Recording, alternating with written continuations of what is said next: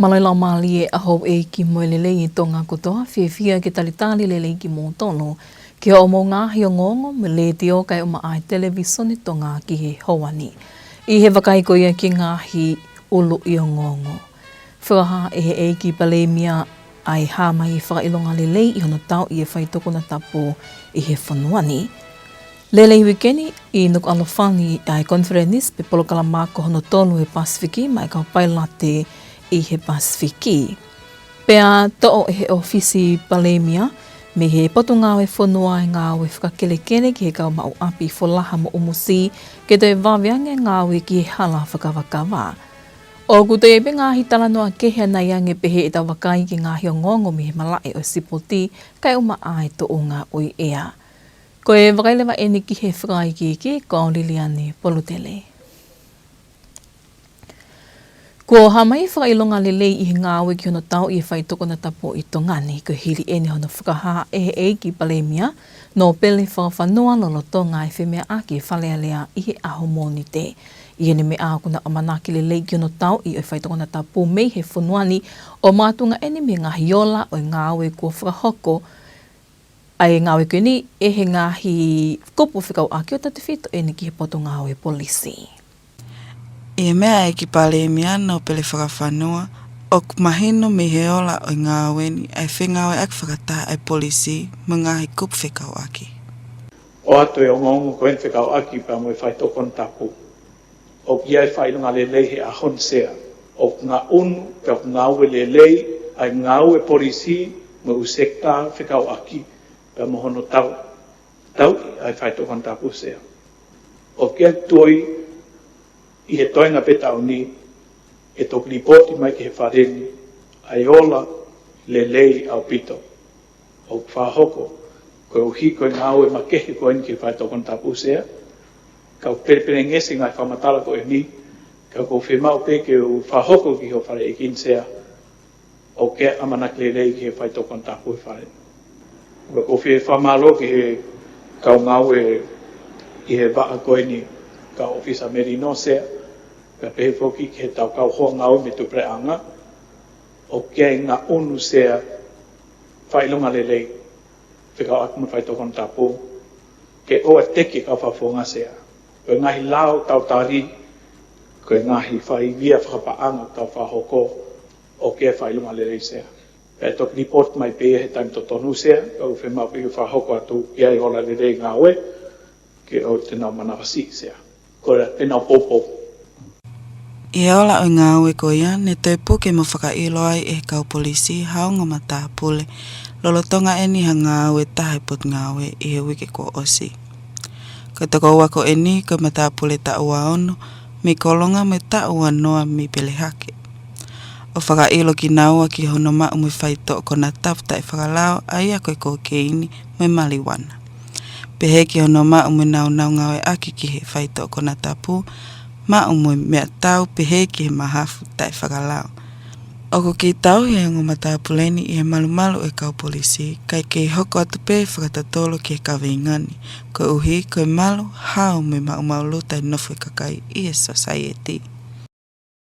O kulorotanga whakataha mai ki Tongani e kau pailate wakatahi meiheni i he ngai whanua e Pasifiki, ki e conference hono tolu e Pasifiki mo e ako maai kau pailate i he whakaamu ke whaivia, whakalahi ai malawa ilo mo e tau ke e kau pailate i he Pasifiki ki o seni, ke o hike mahu inga hana whatongia ki hana whakauto utai whulau wakatahi, te te whito ki ngāhi wakalalahi. Ko e kau pailate whoki ngai wakatahi ko ki nau tolu te nau whai ana whakauto utai whulau waka i he taimitu uta mai ai ngāhi waka ki he taulanga o makehe me he eiki waka. O ku te tāki a koni e kau matao tau i ngā ue whapailate ki tahi me Nuku'alofa mo Australia. I he whakamatala e taha e kau matao tau o ku nau whakahoko e a koni, ni whakaha i he pailate matao tau i Nuku'alofa, ka koe tale ki ta mālolo o e poa te taulanga o Australia ki ono tokanga kina i ngā ue ai pailate, Damien Laughlin. Koe whakaamu e a koni, ke whakaivia i ilo me tau kei e kau pailate i he Pasifiki ki e tu unga maolonga mo tāu o ku totonu ke nau mao. Koe uhi, koe mahu inga ho nau whatongia, i ngai poa te taulanga o nau whakahoko whatongia ai.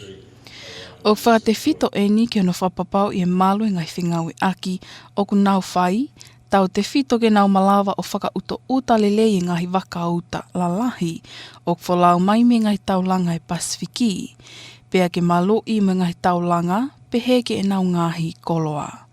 Aia ni whakahaheni i he toko tahangau e pailate i he taulanga o Tongani, hakau motu whakapelea. Ai mahu inga e konwhelenisi, pe ako koini ke nau kauat ki ai.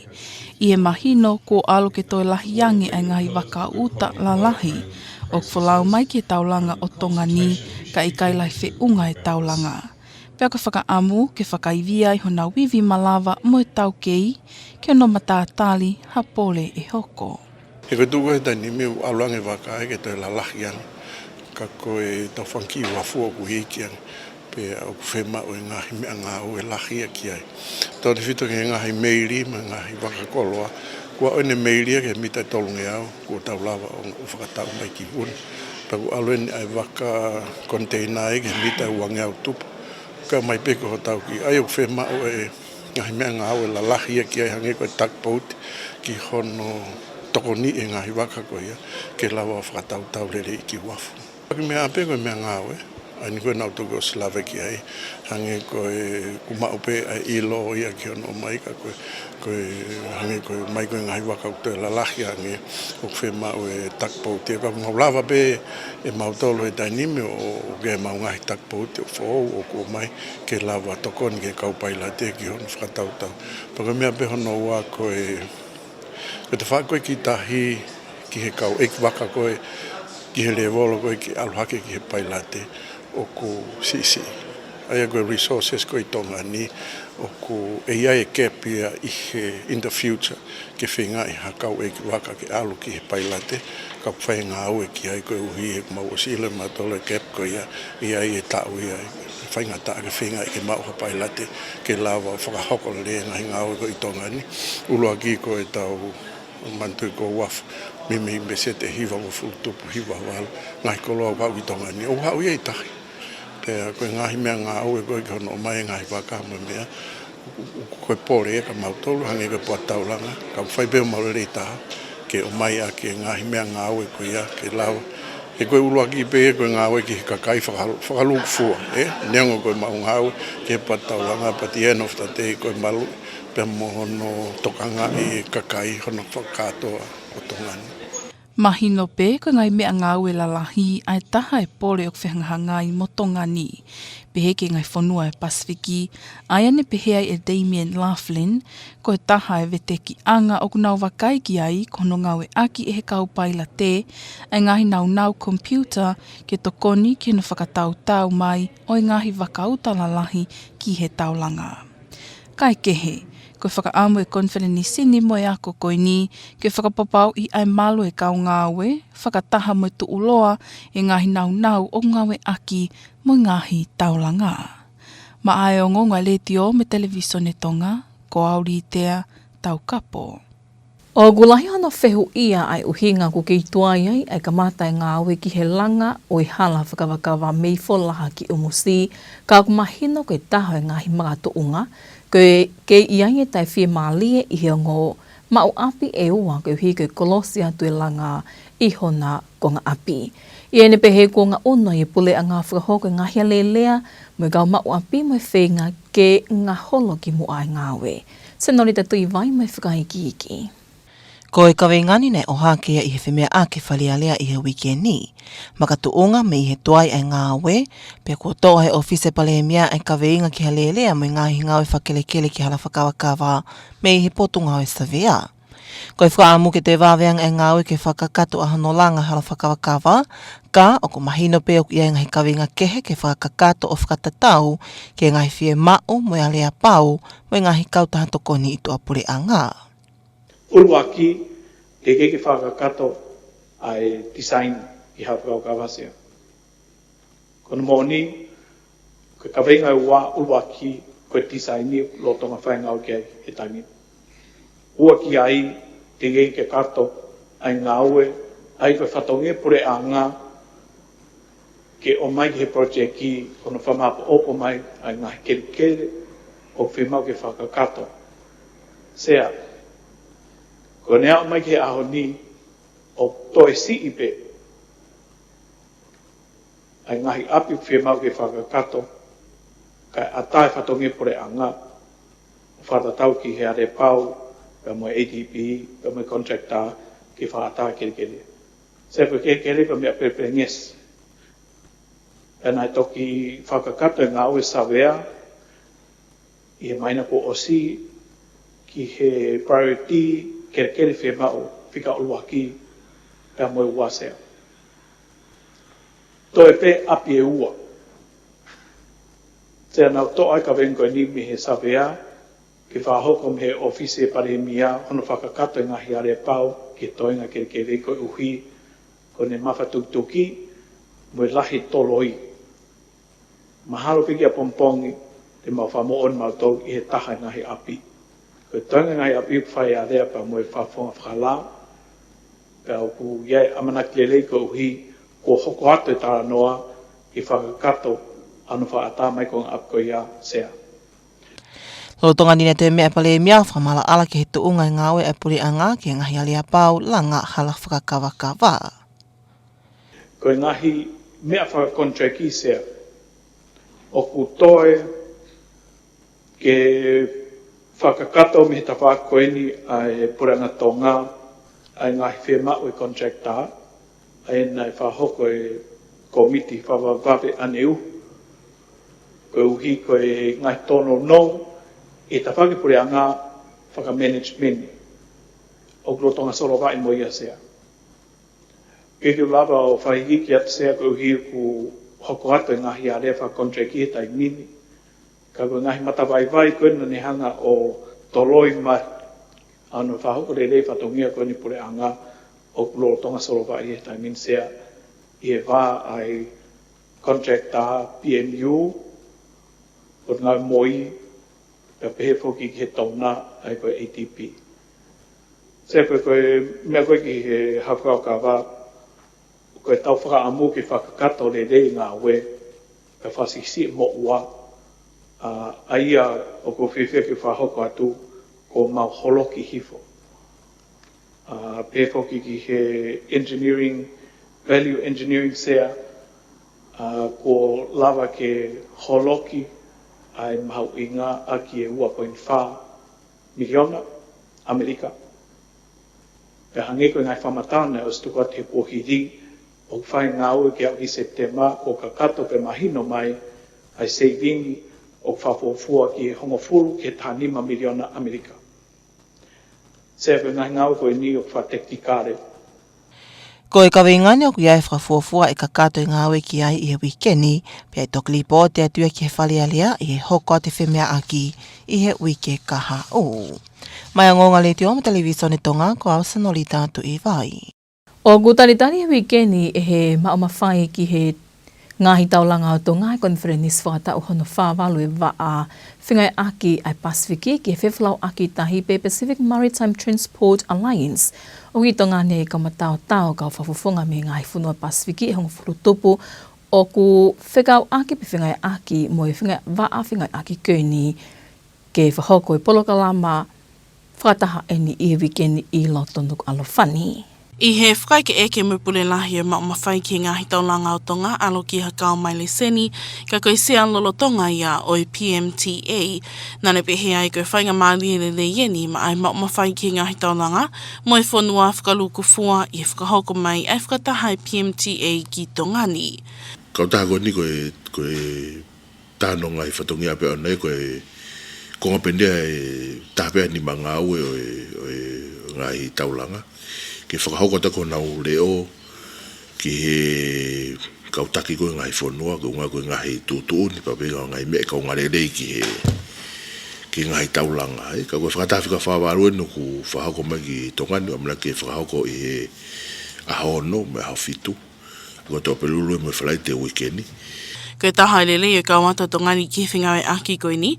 Koe inasia tongani he ngahi tokoni me he ngahi hoa ngā aue na lahiange, hangi e ko Nusila, ai o manaki ke nau whoaki mai, ai waka pailate ma ai ma mawhai ki ngahi taulanga i he wikeni.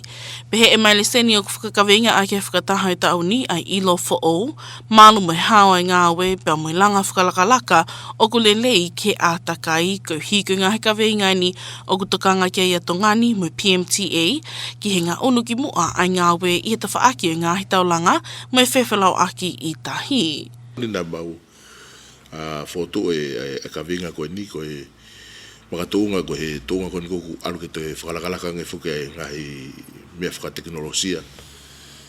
Pea i he ngawe koe he wafu, pa pehe ki he mahau inga koe ke malu moe hao e kau ngawe koe nau whahau ke whatongia he wafu. Pa ke ngāti whakai koe ngahi whie mau fo ou, ngahi tutun fo ou, whikau aki moe tauhi koe a takai he. Mau inga pito he no whalere koe wafu ke whapapaui, koe ngahi ngawe ko tope, kamata pe me ngahi misinde o ku ngawe aki, koe ngahi nau nau o ngawe aki whapapaui, e ke hane wasia ke atakai. Ai pa koe kau he kawenga koe niko mau fotu ke whaika e tālanga koe he konferenisi koe no whāwalu, koe tōunga koe ki ai e ngahi whanua he Pasifiki ku lawe i peku, tau i he tōunga, i he tōu lawe ngofua ke ngahi whengata whaka e natula. Pa mau whiri dewa kawenga koe ia e ngai whakalakalaka koe koe whaka teknolosia. Pea moe malo e kau ngāwe pa peke ngai whema koe ke tauhi koe atakai. Koe kawenga e whakamaunga ke e talanoa koe konferensi no whāwalu. Whakatapeke koe me ngahi kawenga kehe. O ku e kawat mui ke koe kawenga te whiton koe nofo e talanga. Ke hiri e konferensi no whāwalu ku malawa whangi taulanga koe ni he Pasifiki ke nau toi sionge ki a whonga e lava ke te whakalakalaka e nau ngā oe mo whahok whatongia i e tau ngā unu ke ngā ea ki ai ngahi teknolosia koe he taimini. O whakahoka whakataha i aho tōpele lulu mo whalai te o wikeni, peo kawat kia e kau taki ngā aue, me ngāhi wa ngā aue whewhalau aki i tahi, kau pailate mo kau matau tau he mala eni, pehe ke kau hoa ngā aue ke he me he Pasifiki. O ni o ngongo whalata whanua ai a ki he hawani ke ngahi o ngongo me malai o siputi, hoko mai a o kahili ene mo pia o lie.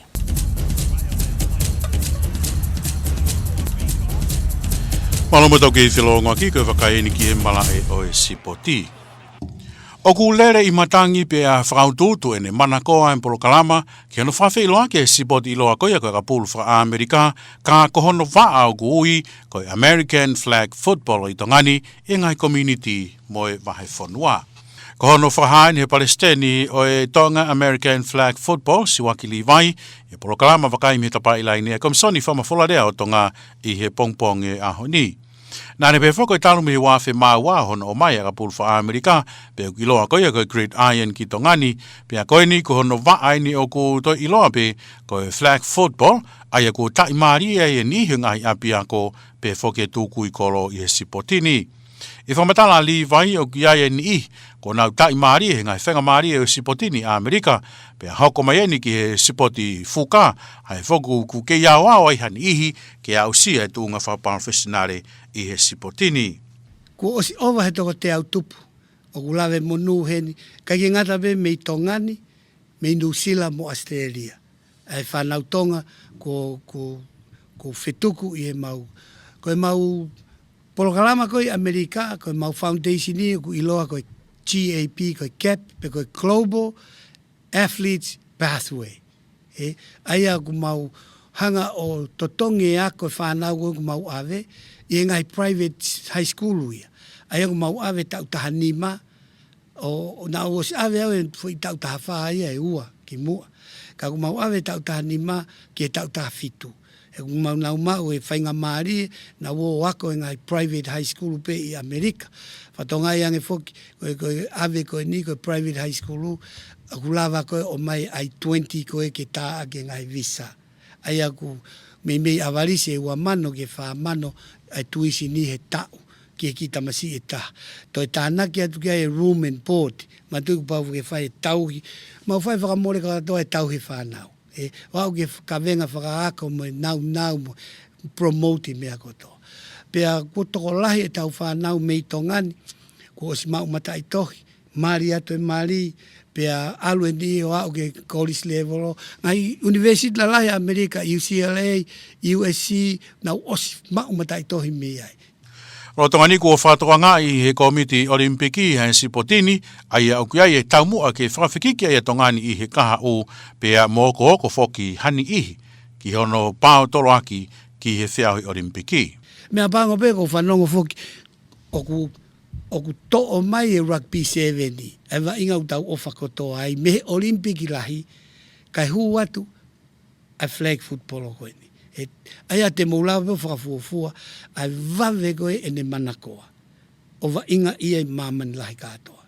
Kai ke, mau alu atu i Nusila, mo timi a Tongani, whafafunga e Tonga, i New Zealand, Auckland, New Zealand American Football Invitation, 2006. Aia 2026. Aia koe tuna meni, o koe tau taha nima ki lalo, tau taha fitu ki lalo, mo taha walu ki olunga. Tangata mo whewhine. Ko whiauhia ko whai mamani.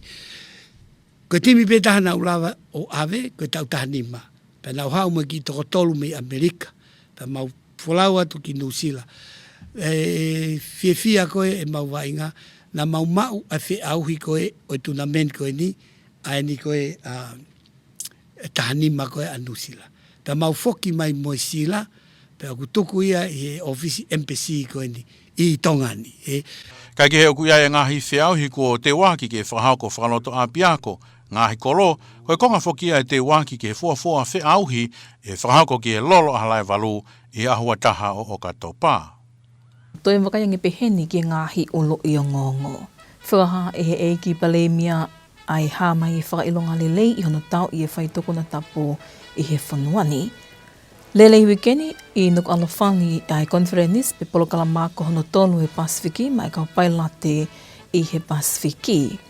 Pea to'o he ofisi palemia me he potunga e whanua e ngāwe whakakelekele ki he kau mau api wholaha mo umusi ke te wawiange ngāwe ki he hala whakawakawa. Mo e kakatai peia e ngāhi o ngongo mo le dio kai o maa televisione to ngā ke howani mo whakaamu nea o taki kotoa atu peia ke loto whane kotoa. Kai maloi tau kei whiau mai ka mō mea.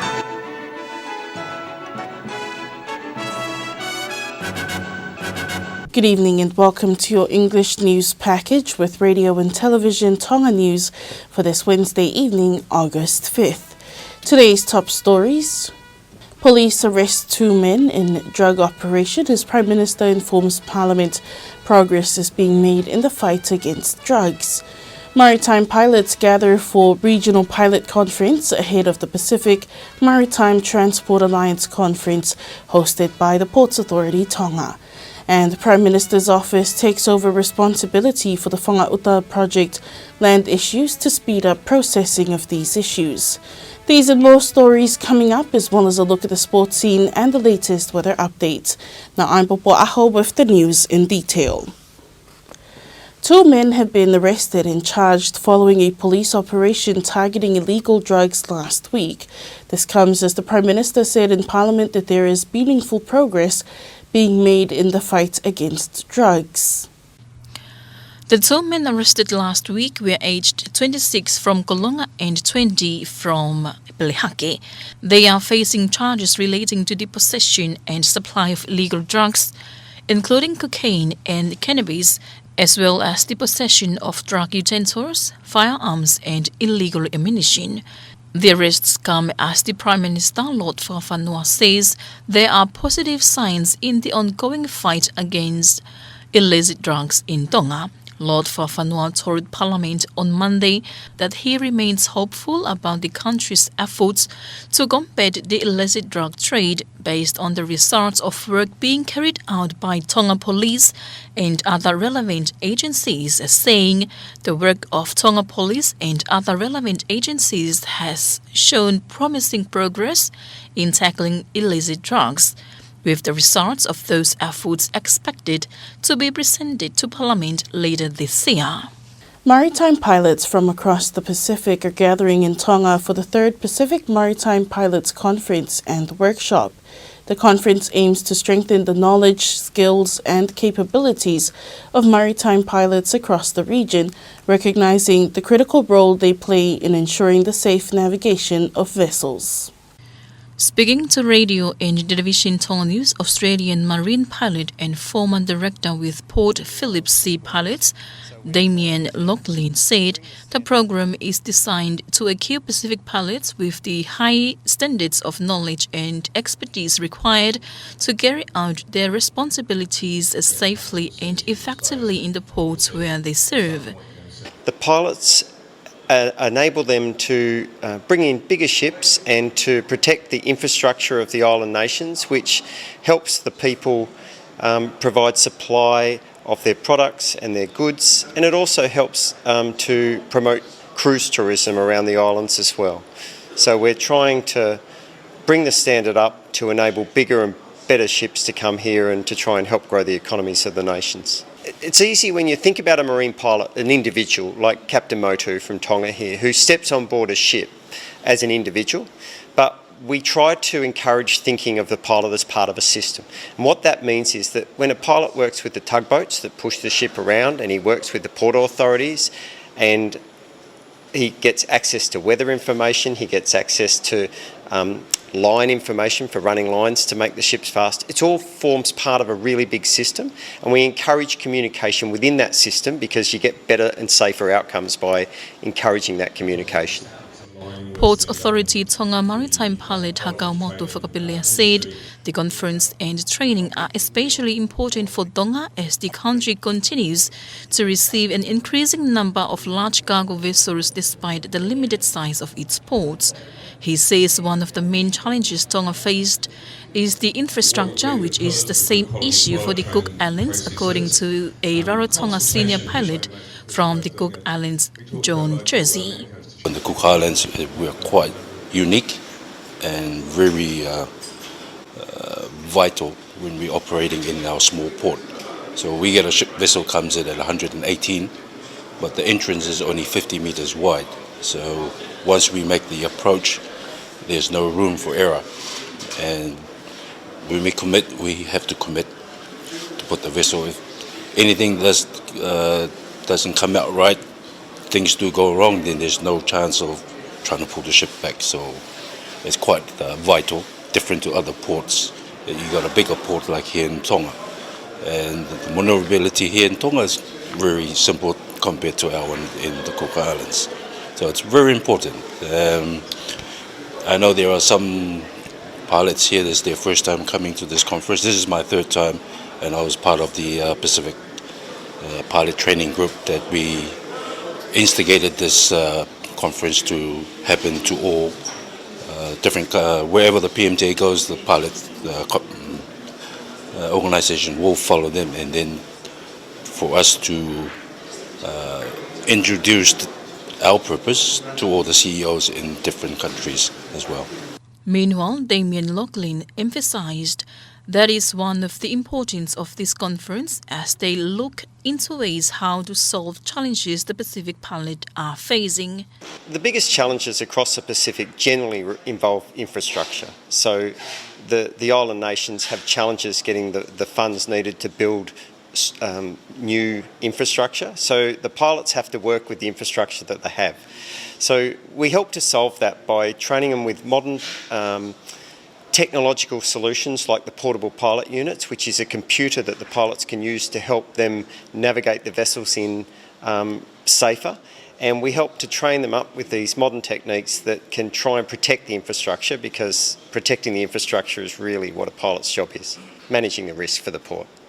Part of what we're trying to teach the pilots and the techniques we're trying to teach the pilots is really, it's partly education and partly knowledge-based, but it's also skills-based. So we provide knowledge of the equipment, we provide knowledge of the systems that run these navigation tools that we're showcasing, and we're backed by our sponsors who are here to help show the equipment that's available and try and work out solutions for the pilots in the region. And we also provide skills-based training. So we have a workshop day on our final day where we practically demonstrate the items that we've talked about the theory of in the first 2 days. The 3-day conference will conclude tomorrow, and Lachlan hopes the outcome will continue to see improvement among the pilots across the Pacific and to improve the safety across the Pacific. From the Parliament deliberations this week, one of the issues raised was concern regarding the Whangauta Bridge project, with the Prime Minister taking action to help speed up the process for work to go ahead. There remains unresolved issues with the properties affecting by the Whangauta Bridge project, and government are making arrangements to help resolve these issues as soon as possible. During the parliamentary proceeding this week, the Prime Minister Fafanua said that the responsibility for negotiations and land matters relating to the Folaha to Umusi Bridge has been transferred from the Ministry of Lands to the Prime Minister's office. The aim is to accelerate the process so the construction of the bridge can be completed as soon as possible. However, there are other matters that still need to be resolved in accordance with the requirements and arrangement made with the project funding and partner organisation. Lord Fafanua said the government expects to resolve the outstanding land issue this week, allowing the Whangauta Lagoon project to move forward. Meanwhile, the Prime Minister will also update the Parliament on the government progress regarding the various contracts for the Whangauta Bridge construction project. And the Tonga Ports Authority is this week hosting the 48th Annual Conference of the Pacific Maritime Transport Alliance, or PMTA. Representatives from more than 10 Pacific countries in the PMTA are currently in Tonga to attend this important meeting. In an interview with the CEO of Port Authority Tonga, Aloki Hakau Maileseni, who is also the current executive chairperson of the PMTA, he said this is a valuable opportunity for the Port Authority and Tonga as a whole, with the PMTA's annual meeting being held in Tonga. One of the benefits of Tonga's participation in this partnership is that Tonga can access assistance from larger development partners, such as New Zealand, which is expected to provide a pilot boat to the Tonga Port Authority this week. Maileseni said this year's meeting is focused on innovation, safety and green growth, as these are areas of importance to Tonga and the PMTA as they work to advance the maritime sector, particularly in relation to ports and maritime transport, to keep up with advanced technology and moving to more environment-friendly development. The PMTA conference is being held on Thursday and Friday this week and brings together maritime leaders, pilots, industry experts, and regional partners. Reporting for Radio and Television Tongan News, I'm Lidea Taukapo. That's your local news for tonight. After this break, sport is up next with Bia Olie.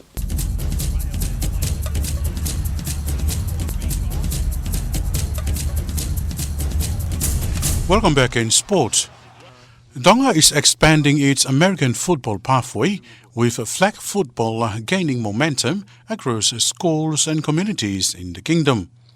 President of Tonga American Flag Football, Siwaki Levi, says the sport is building on the foundation created by gridiron, which was introduced in Tonga more than 2 decades ago. Speaking on the Wakaim Hitapailainen program, Levi said gridiron was established in 2002, while flag football is a newer version of American football that is growing rapidly among young athletes. He says the sport has attracted participants of all ages, with activities now reaching schools and rugby clubs across Tongatapu, Vava'u and Ewa. Levi says hundreds of Tongan athletes have already benefited from opportunities to study and play the sport in the United States, and the pathway continues to grow. He believes flag football can create similar opportunities for young athletes, especially with the sport now included in the Olympic Games program. Levi says Tonga hopes to one day have a national team competing at the Olympic level. Before then, schools and clubs will compete in local tournaments leading up to the main event on the 21st of October in Vava'u. And that's sports news.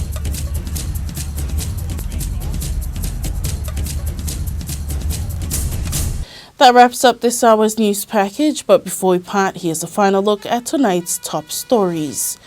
Police arrest 2 men in drug operation as Prime Minister informs Parliament progress is being made in the fight against drugs. Maritime pilots gather for regional pilot conference ahead of the Pacific Maritime Transport Alliance conference hosted by the Ports Authority Tonga. And Prime Minister's office takes over responsibility for the Whangauta project land issues to speed up processing of those issues. That's your news package with radio and television Tonga News for this Wednesday evening, August 5th. Join us again tomorrow for the latest local and sports news and weather update. Now from myself and the radio and television Tonga News team, thank you for joining us. Have a good evening.